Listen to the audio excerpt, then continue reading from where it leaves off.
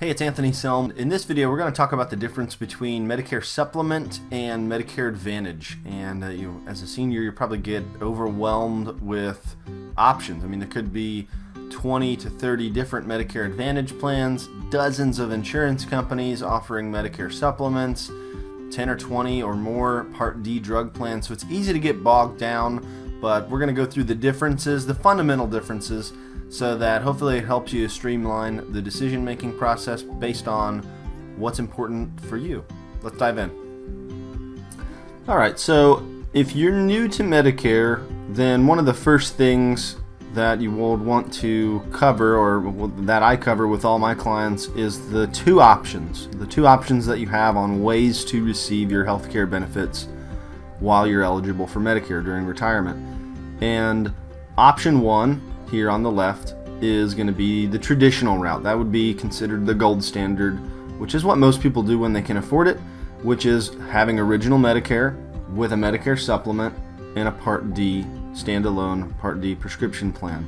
Then option two would be opting into a privatized Medicare Advantage plan, Medicare Part C, and letting the insurance company administer all those benefits. So what are the differences?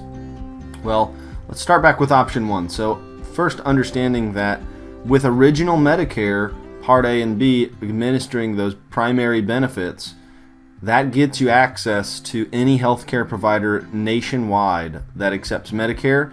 So that's one of the big pros, is with the option one is the freedom and flexibility and lower out-of-pocket cost when you use your healthcare, when you go to the doctor or if you're in the hospital. So Medicare, original Medicare as the primary, that's the big ticket there, is getting access to any provider without any network restrictions. So there's really not any networks in a traditional sense. The doctor accepts Medicare, you can go to them. It doesn't matter what state they are located in or you are located in. Then with the Medicare supplement plans, you can customize that based on the type of benefits you're looking for and filling in those gaps that are left over by original Medicare. Most of those plans fill all or most of the gaps. So at least the popular plans do. So there you're going to have a monthly premium in addition to your premiums for Medicare, but you're not really going to have much, if at all, any out-of-pocket cost at the doctor or hospital. If you had some major surgery, knee replacement, it's going to be taken care of. Heart surgery, cancer treatment, it's all going to be paid for. You're going to pay those higher monthly premiums for the Medicare supplement insurance, but not really have to worry about any other additional cost out of pocket. So it creates more of a stable year-to-year budget, whether it's a good or bad year. Then with the drug coverage, in option one, you can custom tailor that based on the medications you're taking. The Part D prescription coverage would be a standalone plan on its own, so you can look at your drug list and see how that matches up to the plans that are available in your area. In most areas, you're going to see at least 15, maybe to 20 different drug plans, so you can really dive down into the details of those and custom tailor that piece to your liking. So on the other side, with Medicare Advantage, we have to think of Medicare Advantage as the equivalent to original Medicare, but privatized. So it's administered by a private insurance company, which means you no longer receive your benefits from the government, from original Medicare. When you opt into a Medicare Advantage plan, that takes place of your original Medicare benefits. They also call it Medicare replacement. In that you have to abide by the rules set forth by the insurance company. So if it's an HMO network or a PPO network, typically those are the most popular, but there's cost plans and PFFS plans and many different options there with Medicare Advantage. But for the most part, HMO and PPO are the two popular options. Just knowing that you're not going to have access to all the providers nationwide that accept Medicare, you'll still have access to healthcare providers probably locally in your area. And with HMO plans, that's one of the big trade-offs there, is usually they can offer that at zero premium. So you still are going to pay your premium for Medicare Part B. Usually Part A is free, but you pay your premium for Part B. But in addition to that, some of these Medicare Advantage plans can offer zero premiums. Those are typically the HMO style network, where if you're out of network on an HMO plan, for example, you're on your own. So unless it's an emergency, then you're going to foot the bill for the entire cost, and the insurance companies doesn't have to cover anything if you're out of the network. So Medicare Advantage, again, still good coverage. You just have to know the limitations and know what you're getting into there so that you don't end up with a surprise later on. And also with those plans, the drug coverage is typically built in. So you want to make sure not only your doctors are in the network, but that your prescriptions are covered appropriately with that specific plan. We find that all the time where someone finds a plan that they like because it covers their doctors, only to find out that one of their prescriptions isn't on the formulary, so we got to start the search all over again. So again, not bad. Think of it like the silver level coverage. It has some limitations. You have to keep an eye on that and check on it every year just to make sure there's no changes that could adversely affect you and your benefits. So when we look at how we're going to get those benefits, let's first take a look at Medicare supplement insurance. So when we think of Medicare supplement Medigap, it is designed alongside original Medicare, and it's designed to fill those gaps in depending on which plan you choose. But those, again, have no network, so you can choose any Medicare participating doctor. Companies can't single you out for rate increases, unlike your auto or homeowners insurance, where a company, if you get into an accident or have a fire or a claim on your house, they can raise your rates or drop you. That can't happen with Medicare supplement. They can't single you out because of your health. The benefits are standardized. We're going to look at that here in just a second, but just know that really they are apples to apples. It doesn't matter which company you choose. The benefits are set at the government level. The claims process is very simple because it works alongside Medicare, and Medicare, the primary coverage, is the gatekeeper. So as soon as Medicare approves a claim, the insurance company just fills in that gap automatically. There's no approval or denial on claims at the insurance company. That's all set forth at the Medicare level, so you don't have to worry about an insurance company denying a claim. If Medicare approves it, they have to pay their share. Coverage is nationwide, not just in your state. Any Medicare approved doctor anywhere in the country, so it travels with you if you're traveling. The coverage is guaranteed renewable, so that means that you can't be dropped if you end up getting sick, and as long as you continue paying the premiums, then you're going to be able to keep that coverage for forever. But you will see rate increases, so these plans have rate increases based on age, in most states at least, where you're going to see a small rate increase each year.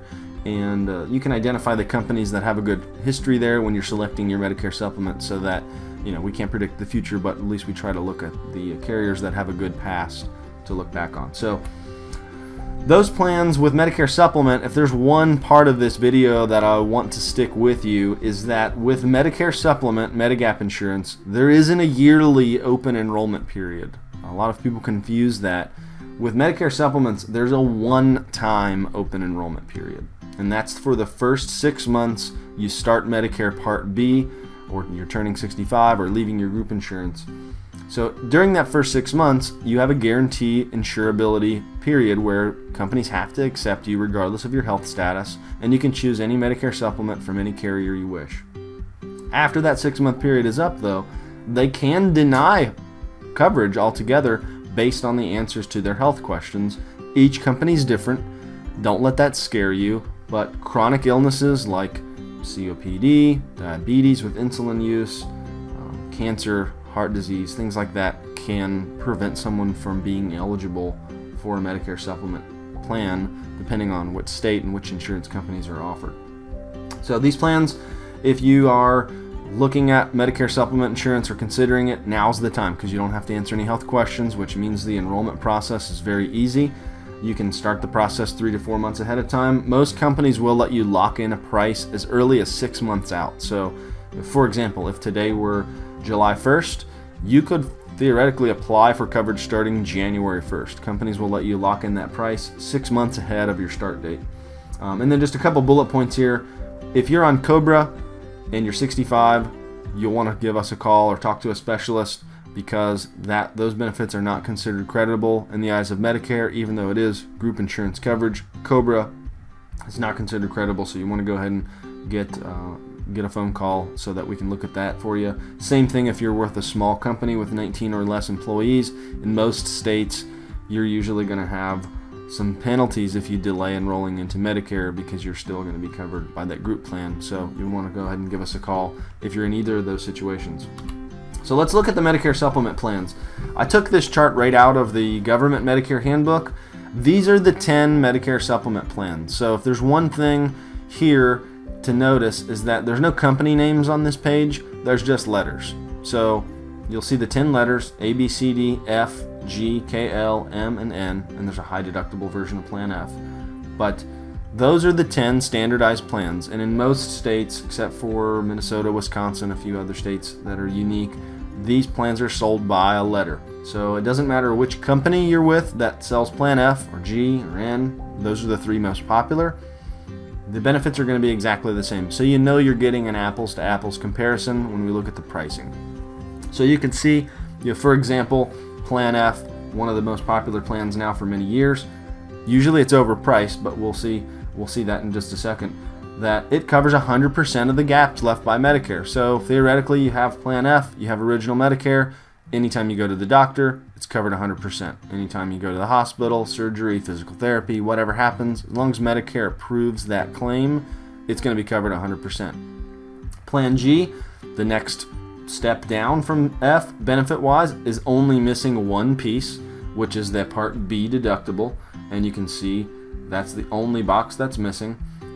Plan G, usually the difference in cost more than makes up the difference in benefits. So with the Part B deductible, at least as of this recording in 2017, that deductible is $183 once per year. Once it's paid, then you have 100% coverage with Medicare Supplement Plan G. And then with Plan N, the next step down from G, think of it like G's little brother or little sister. You have some copays for doctor's visits, and you also pay the deductible, but in addition to that, you could pay excess charges. So depending on where you live, like here in Ohio, it's a mom state, Medicare overcharge measure, where they don't allow excess charges, but a lot of states do. So if you're traveling, you want to keep an eye on that so you don't get a surprise with an excess charge, and we can help you look at the difference there in price to see whether G or N makes sense depending on what your budget is. There's not a one-size-fits-all solution, but we want to try to look at the plans that are going to provide the best value in the long run, which is why we look at the comparison of these companies. And you see here from this chart, they're an apples-to-apples comparison. So the pricing, and these are actual prices that I pulled up from here in Ohio, but it's different from state to state depending on where you live. But the premiums can vary greatly. I mean, you can see in this chart, the lowest price plan was $106. The most expensive plan was $218. Same exact benefits across the board. There's no difference whatsoever other than the brand name of the company and the price that you're paying each month. But some other things to look for is the company rating. What's their financial stability? What's their rate increase history? How many years in the market have they been operating in your particular state? What's their experience there? We can't predict the future, but we can look at least and try to find some carriers that have a stable track record so that we know we have a little more peace of mind and confidence moving into that company if we're new to Medicare. Because in the end, the company that you choose when you start Medicare could be the company that you're with forever, depending on your health status, because changing these plans is not always able to happen depending on your health status. So Medicare Advantage, on the other hand, we can't really go into detail on the benefits because the benefits are different from every company. So we're comparing, in this case, grapes to strawberries to bananas to oranges to pineapples. They're all going to be slightly different. They provide equivalent benefits to what original Medicare would provide. They must have an out-of-pocket limit each year. Most of those plans, again, it's somewhere between $4,000 and $6,700. But they have different doctor networks. They have different drug formularies. And all that can be different. And since those plans are only a year-by-year contract, it can change every year. So if you're shopping Medicare Advantage, you want to really make sure to keep an eye on that every year, because you might be happy with your plan now, but next year if they change the doctor network or maybe one of your drugs drops off of their formulary, you don't want to end up with a surprise. And you can change those. Thankfully, you can change Medicare Advantage plans every year if you choose to during the annual enrollment period each fall. So if you have questions, give us a call or send us an email. You can subscribe to our channel here on YouTube, or like our page on Facebook, wherever you're watching this video, or just give us a call. And if you want to look at some pricing or plans in your area, or you just have extra questions, you can reach us directly. The toll-free number is listed here on the screen, 866-572-9255. I hope this helps. Thanks for watching, and talk to you soon.